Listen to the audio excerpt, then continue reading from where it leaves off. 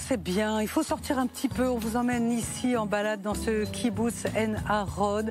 C'est l'un des plus jolis kibbutz qui soit dans le pays. On vous emmène visiter un musée, le musée Mishkan. Alors évidemment, il n'était pas comme ça à l'origine. Il a été créé en 1938-1937. Les dates sont pas très claires. À l'origine, c'était une toute petite cabane en bois, un tout petit abri dans lequel un peintre qui s'appelle Chaim Attar faisait ses exercices. On va aller visiter ensemble l'exposition consacrée à Chaim Soutine.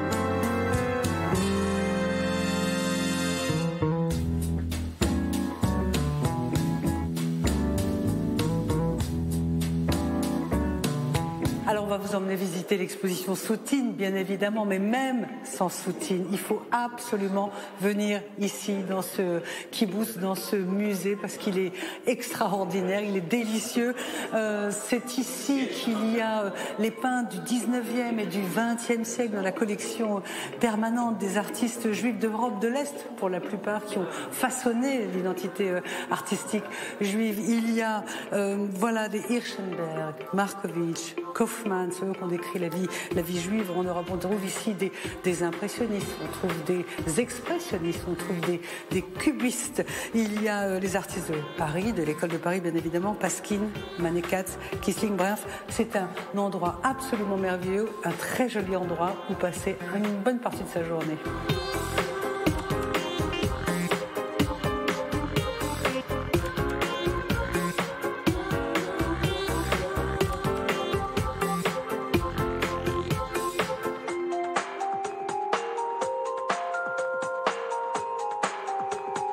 Chaim Attar est né en 1902, il est mort en 1953. C'est ici, dans ce kibbutz, qu'il a installé sa petite cabane en bois et qu'il a commencé non seulement à peindre, mais aussi à collectionner.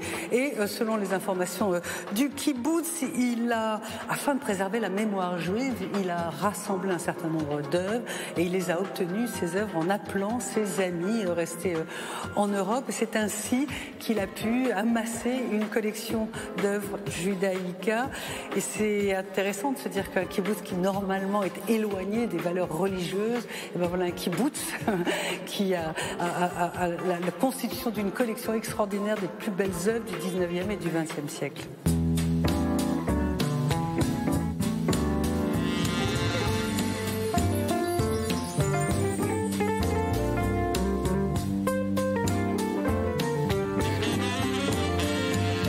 Amène à l'exposition Soutine, Chaim Soutine, titré L'âme nue. Chaim Soutine est né en 1893-1894 dans un petit shtetl en Russie, une famille juive orthodoxe. Il était le 10e d'une famille de 11 enfants. C'était un peintre pauvre, solitaire, timide, compliqué. On lui connaît 500 tableaux, il en a détruit pas mal. Voilà une exposition extraordinaire consacrée, enfin une partie consacrée à Soutine. On va retrouver Yaniv Shapira, l'un des co-commissaires de l'exposition.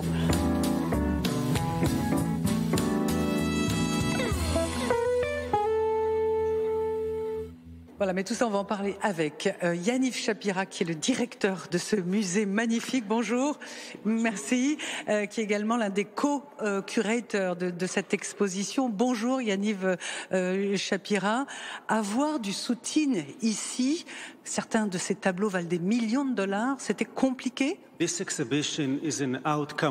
sûr, c'était un énorme défi. C'était un rêve depuis plusieurs années d'avoir Soutine ici à En Harod. Bien sûr, il a été difficile de rassembler les œuvres de Soutine. Des œuvres spécifiques de Soutine.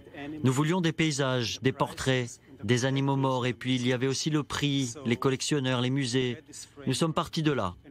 Afin de convaincre, gagner la confiance de ceux qui avaient des Soutines, c'est la plus importante exposition que nous voulions montrer.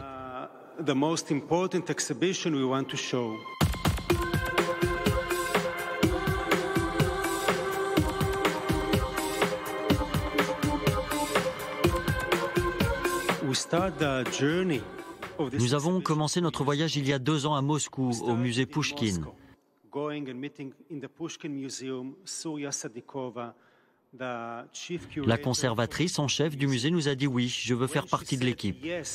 Alors nous sommes revenus en Israël et nous nous sommes tournés vers le musée d'Israël avec ce feu vert du musée d'Israël. C'est devenu tout de suite plus facile. Les tableaux de Soutine ont une valeur extrêmement importante. Est-ce que c'est la raison pour laquelle, et pour des histoires d'assurance bien évidemment, c'est la raison pour laquelle vous les avez enfermés ici dans cette pièce à part, séparée? Oui, nous devions atteindre des standards de musée de haut niveau en matière de sécurité, de climat, de budget.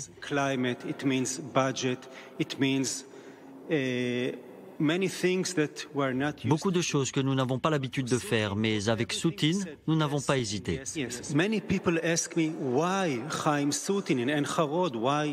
Beaucoup de gens me demandent pourquoi faire une expo Soutine à Ein Harod. La réponse est très simple.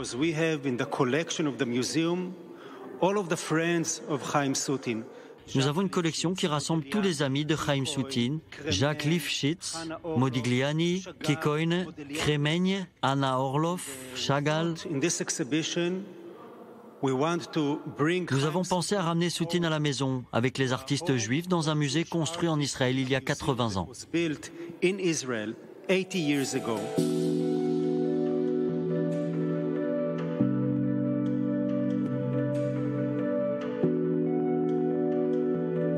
Je voudrais que vous nous parliez un petit peu de la vie de Soutine. Alors on le sait, il est né dans un shtetl en Russie.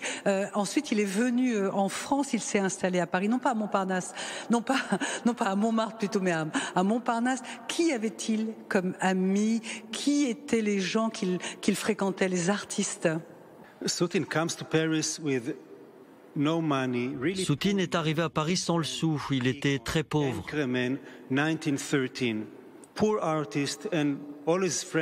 Il est venu avec ses amis Kikoin et Kremeigne, artistes également pauvres, en majorité juifs. On dit que Modigliani est devenu son meilleur ami.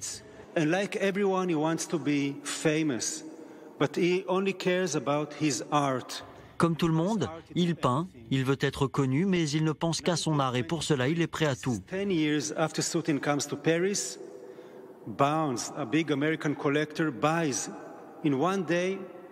1933, 10 ans après son arrivée à Paris, un grand collectionneur américain achète en un jour 52 œuvres de Soutine.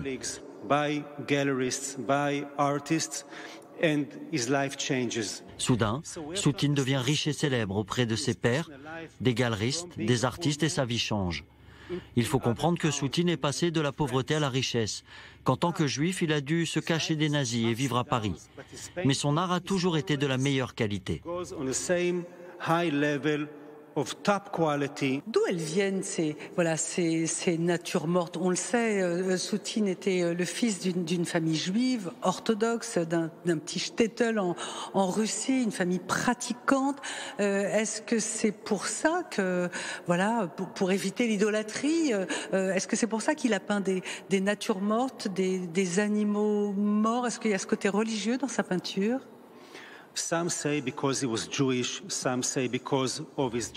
Certains disent que c'est parce qu'il était juif, d'autres à cause de son enfance, d'autres de sa personnalité. Toute sa vie, il a aussi été intéressé par les portraits, les paysages, les animaux morts. C'est toujours comme une tempête à l'intérieur. On ressent la tension entre la vie et la mort en même temps dans ses œuvres. Oui,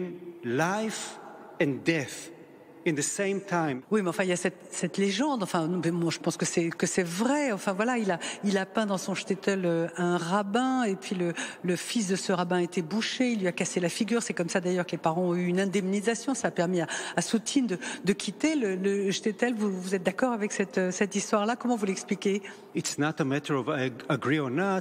C'est probablement une véritable histoire, ce qui explique qu'il a laissé derrière lui sa maison, sa vie juive, mais c'est un tout, c'est sa personnalité. Un cadavre parle de la mort, la peur de la mort ou la vie, mais c'est aussi une métaphore.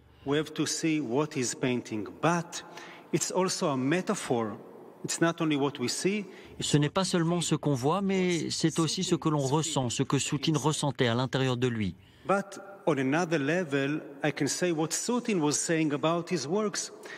Soutine parle de ses souvenirs du shtetl, du shochet, de l'abattage rituel dans les shtetl. À chaque fois qu'il voit le shochet tuer une oie ou un canard, Soutine est horrifié. Il veut hurler, mais il retient les cris dans sa gorge. Toute sa vie, il a voulu pousser ce cri coincé dans sa gorge à cause du souvenir du shochet. Toute sa vie, il n'a pas réussi à le faire.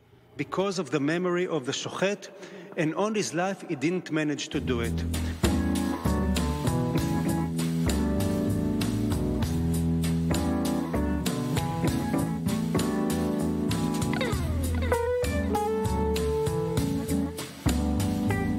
Soutine n'a jamais mis les pieds en Israël, enfin en Palestine. Bon nombre de ses amis peintres étaient juifs, ils étaient tous pauvres, ils étaient tous juifs. Il n'appartenait à aucune école, même évidemment s'il est lié à l'école de Paris. Est-ce qu'on peut parler du juif errant? Est-ce que c'est ça son âme juive, Yaniv Shapira? Soutine never in his life painted a Jewish painting. Soutine n'a jamais peint de peinture juive à proprement dit, pas de shtetl, de rabbin, de vaches volantes comme Chagall. Some people say his paintings are more Jewish than all the other painters we know in the first part of the 20th century.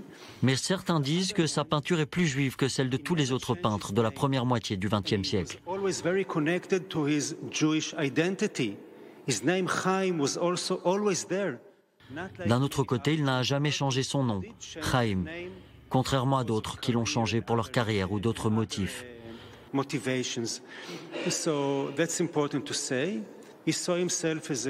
Il se voyait en même temps comme un homme du monde.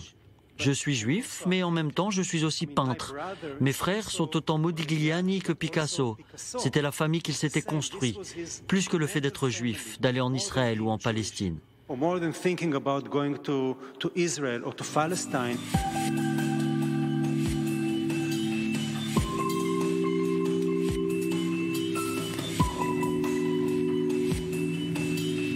And about his style. Again, we're talking about son style, c'est un style universel. Il était à Paris, la capitale des arts. Tous les artistes étaient là-bas. Il était à La Ruche.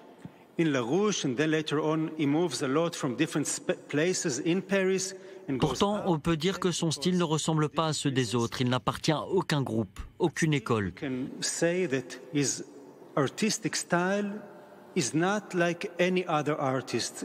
Soutine est unique dans son expression, dans ses sujets. Aucun autre artiste n'a peint autant d'animaux morts que lui, n'a peint les portraits comme il l'a fait, les paysages comme il l'a fait.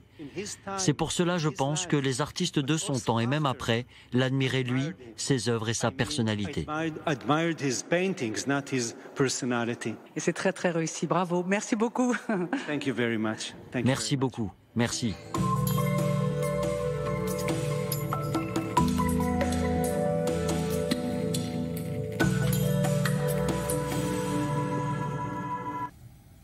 Voilà, les images sont signées Ran Schneck, la réalisation Ava Mergi et le montage Lee Granit et Michal Nevo.